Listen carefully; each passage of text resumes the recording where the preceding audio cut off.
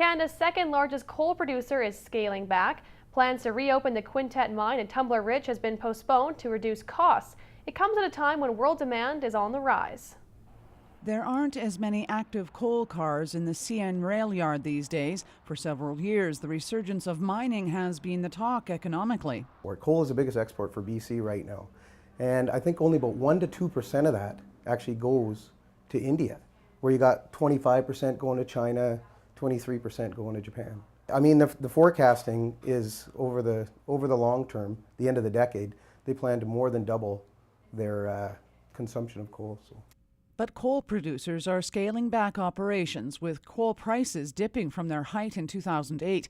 It comes at a time when government officials from India are making special trips to BC to assess the possibility of importing BC coal. When governments look into the coal opportunities that they require into the future, they're going to look into the very long term, to the 5 to 10 to 20-year cycles, as do the larger companies, and then try to ensure that they have satisfactory imports to cover their needs.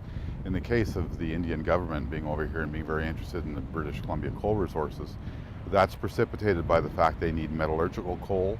But there are some challenges to shipping metallurgical coal to India. The first, the distance to ship the coal when there is stiff competition a lot closer. The most significant thing with the Indian market from a Canadian perspective is that it is very well serviced from an export basis from places like Indonesia and Australia, and it is harder for us to get our commodity to them because of the distance involved in shipping. Now, having stated that, they're also very interested in the quality of our metallurgical coal.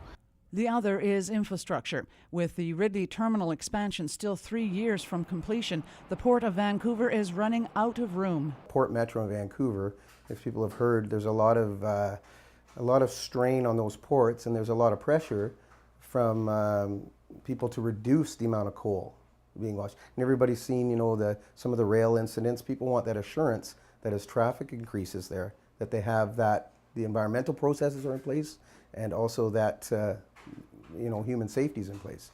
The Indian government forecasts that by 2017 it will need twice as much metallurgical coal as it currently consumes.